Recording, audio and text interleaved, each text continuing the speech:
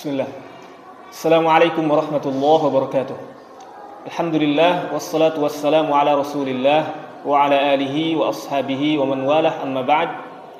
Ikhwas sekalian, insyaallah kita akan melanjutkan pembahasan kita tentang bagaimana agar seseorang itu bisa itqan di dalam hafalan Al-Qur'an. Langkah-langkah apa saja yang harus dia tempuh. Kita telah menjelaskan bahwa yang pertama, dia harus mengikhlaskan niat kepada Allah Subhanahu wa taala.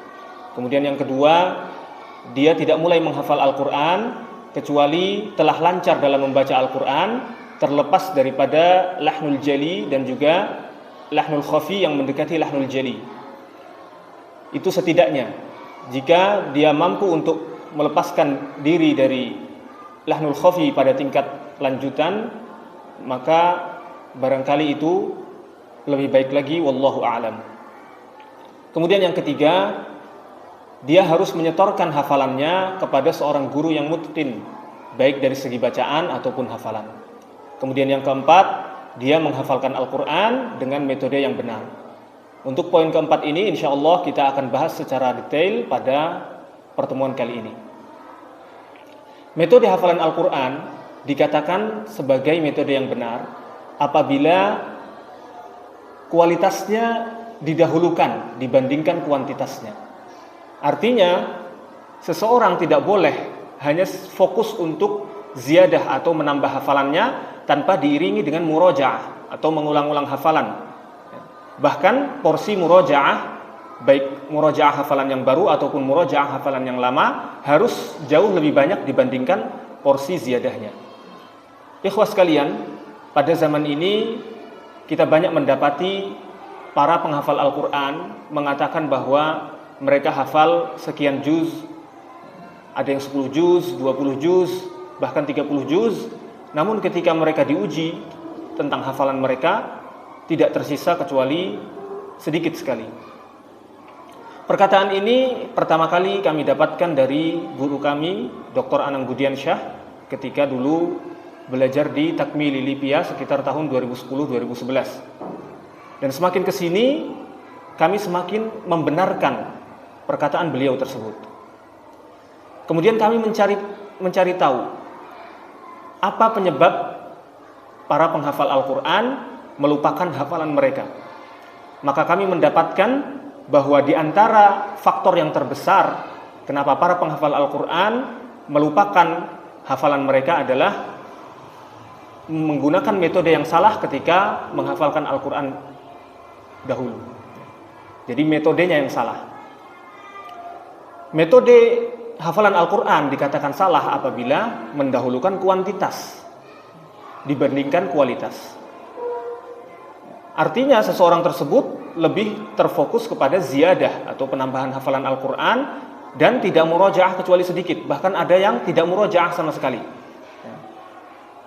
Di antara mereka ada yang berpendapat bahwa tidak masalah bagi seorang penghafal Al-Qur'an untuk menyelesaikan dulu 30 juz hafalan Al-Qur'annya, baru kemudian murojaah. Karena ketika sudah hafal 30 juz, maka ada tanggung jawab untuk memurojaah hafalannya. Faktanya ayyuhal ikhwah, bahwa ketika seseorang dalam menghafal Al-Qur'an tidak diiringi dengan murojaah, maka ketika dia ziyadah pada juz yang baru ataupun halaman yang baru, ya, juz-juz yang lama telah dia hafalkan itu hilang atau dia lupakan karena tidak dimurojaah. Siapa yang mengatakan bahwasanya hafalan Al-Qur'an itu sangat mudah hilang jika tidak dijaga? Nabi Muhammad SAW dalam sebuah hadis yang muttafaq alaih, Nabi SAW bersabda, "Ta'ahadul Qur'an, fawalladzi nafsu Muhammadin biyadihi lahuwa ashaddu tafallutan minal ibli fi 'uquliha." Pegang teguhlah oleh kalian Al-Qur'an, jagalah oleh kalian Al-Qur'an.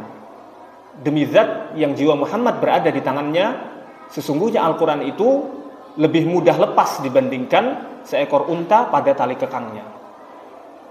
Oleh karena itu, ikhwah, seorang penghafal Al-Qur'an yang mengedepankan kuantitas atau dia hanya fokus ziyadah saja tanpa murojaah atau hanya murojaah sedikit, maka dia akan mendapatkan setidaknya dua problem. Yang pertama, ketika dia dikatakan telah tuntas selesai 30 juz, ya, maka dia akan cenderung terlena dengan statusnya tersebut, ya. Merasa puas dengan statusnya sehingga malas untuk murojaah. Kemudian yang kedua, ketika dia berniat untuk murojaah, maka dia menemukan bahwa hafalannya sudah sama seperti hafalan baru lagi. Ikhwas sekalian, godaan syaitan dalam masalah ini sungguh sangat besar. Karena itu, perbaikilah niat kita dalam menghafal Al-Quran. Lantas, bagaimana sistem murojaah yang baik atau yang benar? Maka ada beberapa syarat yang harus ada. Yang pertama, untuk hafalan yang baru dihafal harus ada yang namanya robot, ya, atau di ma'had ini disebut dengan sabqi, yaitu mengikat hafalan yang baru. Misalnya, seseorang menghafalkan halaman pertama, kemudian menghafalkan halaman kedua. Sebelum pindah ke halaman berikutnya, dia harus mengikat hafalan ini, halaman 1 dan 2 ini dengan satu kali majelis, ya, disetorkan dalam satu kali majelis. Begitu juga ketika dia sudah sampai 5 halaman, maka 5 halaman ini harus dia ikat, harus dia setorkan dulu 5 halaman tersebut dalam satu kali majelis sebelum dia berpindah untuk menghafalkan halaman yang berikutnya. Begitu juga untuk ketika sampai di setengah juz atau 1 juz dan seterusnya. Jadi harus ada yang namanya robot atau sabqi, mengikat hafalan. Kemudian yang kedua, untuk murojaah hafalan yang lama, misalnya dia sedang menghafal juz 2, maka juz 1-nya itu sudah tergolong hafalan yang lama. Maka minimal dalam satu hari dia murojaah 1/4 juz untuk mereka yang masih hafalannya sedikit. Untuk yang hafalannya sudah termasuk banyak, maka minimal setengah juz dalam satu hari, atau bahkan kalau sudah lebih banyak lagi, ya, lebih banyak daripada setengah juz itu lebih utama insya Allah. Kemudian yang ketiga, harus ada yang namanya tasmi' kamil. Ya, tasmi' kamil ini, ya, sebenarnya sebagaimana sabqi tadi, hanya saja dia polanya adalah 1 juz, kemudian 5 juz, 10 juz, dan kemudian terakhirnya adalah 30 juz, ya. Yang namanya tasmi' kamil ini, ikhwas sekalian, memang sulit, ya. Murojaah secara umum sulit, terutama tasmi' kamil, karena butuh yang namanya pembiasaan dan juga kerja keras, ya. Insya Allah lebih mudah bagi seseorang itu untuk terus ziyadah per halaman, ya. Tapi ketika dia diminta untuk tasmi' kamil, maka disitulah kejujurannya dalam menghafal Al-Quran barangkali diuji. Oleh karena itu dibutuhkan niat yang ikhlas dan juga ketekunan untuk menguatkan atau menyetorkan hafalannya secara tasmi' kamil per juz, per 5 juz dan seterusnya. Kemudian sistem murojaah yang baik juga yang nomor 4 adalah adanya ujian dengan soal, ya, secara acak. Kalau di ma'had ini kita menyebutnya dengan ujian kenaikan juz, ya. Jadi sebelum berpindah ke juz berikutnya harus tasmi' kamil dulu 1 juz, 1 kali majelis, kemudian dites dengan 10 soal secara acak. Kenapa harus ada yang namanya ujian soal ini? Karena ikhwas sekalian, tasmi' kamil dengan ujian soal itu 2 hal yang berbeda, ya. Seringkali orang yang sudah terbiasa dengan tasmi' kamil tapi tidak terbiasa dengan ujian soal merasa kesulitan dengan ujian soal, ya. Atau juga sebaliknya. Pentingnya ujian soal ini barangkali adalah ketika seseorang menjadi makmum, kemudian ada imam yang membaca dari tengah surat, ya, tengah surat tertentu. Kemudian ketika imam salah, ketika dia tidak terbiasa dengan pola diuji dengan soal, maka dia juga tidak bisa membetulkan kesalahan imam tersebut. Wallahu a'lam. Ikhwas sekalian, seseorang bisa mengukur kekuatan hafalannya sendiri, ya.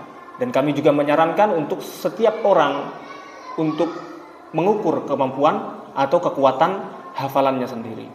Jika dia mendapati bahwa dia mampu untuk tasmi' kamil, ya, kapanpun, ataupun diuji dengan soal kapanpun, ya, maka insya Allah itu termasuk kategori seorang yang mutqin, ya. Jika dia hafal 30 juz, maka dia kapanpun bisa tasmi' kamil 30 juz tersebut dan juga diuji dengan soal. Kalau dia hafalnya baru 10 juz, maka dia bisa tasmi' kamil 10 juz tersebut dan diuji dengan soal.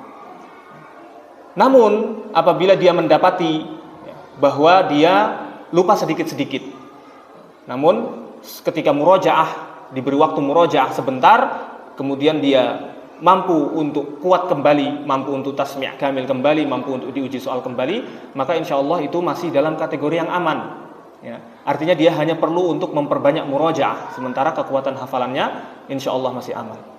Namun jika ketika dia mendapati dirinya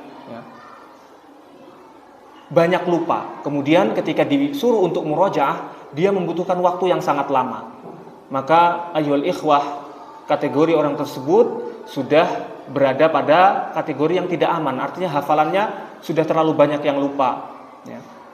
Atau barangkali bahkan hafalannya seperti hafalan baru lagi.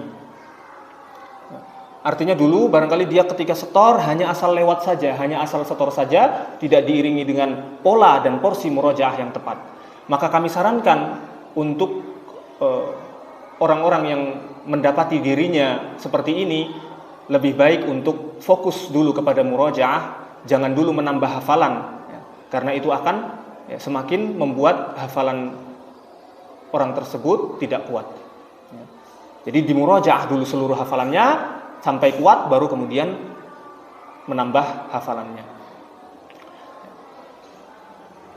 Untuk kategori paling rendah dari tingkat seseorang dikatakan aman hafalannya, barangkali adalah dia mengetes dirinya sendiri. Kalau saya murojaah selama 1 jam bisa mendapatkan 1/4 juz lancar, ya.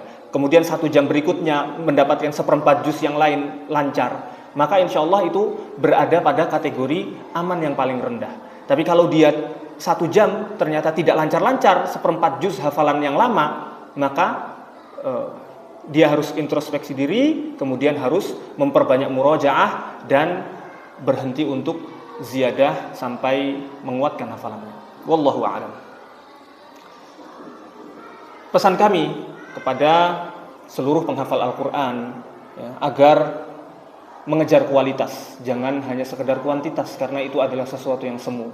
Kejarlah kualitas bacaan, kemudian kejarlah kualitas hafalan. Ya, insya Allah itu jauh lebih bermanfaat dibandingkan kita hanya pernah setoran sekian juz dan sekian juz, tapi tidak ada yang bisa dipertanggungjawabkan. Kemudian untuk para orang tua, terkhusus orang tua wali santri dari Ma'had Ibnu Mas'ud, ajarkanlah atau motivasilah anak-anak agar juga mengejar kualitas. Jangan sampai mereka bersemangat ketika menambah hafalan, tapi ketika murojaah, ya, tidak bersemangat. Rasa malasnya mengalahkan. Meski pada awalnya lambat, wahai para wali santri sekalian, meski pada awalnya lambat, ya, ketika seorang santri tersebut, ya, diminta untuk murojaah, ya, lambat hafalannya, ziyadahnya akhirnya tidak nambah-nambah, ya, sementara disuruh murojaah sendiri juga membutuhkan waktu yang cukup lama. Tapi percayalah insya Allah pada proses, dan juga banyaklah berdoa kepada Allah Subhanahu wa Ta'ala agar niat kita sebagai orang tua menyuruh anak-anak menghafal Al-Quran, ya, kemudian juga berdoa pada Allah agar niat anak-anak kita dalam menghafal Al-Quran itu semua diikhlaskan untuk Allah Subhanahu wa Ta'ala. Kemudian kita juga bisa dimudahkan oleh Allah menjadi seorang yang itqan, ya, mutqin di dalam bacaan dan juga hafalan Al-Quran, kemudian dalam pemahaman serta amalan Al-Quran. Semoga Allah memberi kita taufik untuk supaya kita bisa menjadi ahlul Quran yang sebenar-benarnya. Aqulu qawli hadza wa astaghfirullah li wa lakum. Subhanakallahumma wa bihamdika asyhadu an la ilaha illa anta astaghfiruka wa atubu ilaik. Mudah-mudahan apa yang Anda sampaikan bermanfaat. Assalamualaikum warahmatullahi wabarakatuh.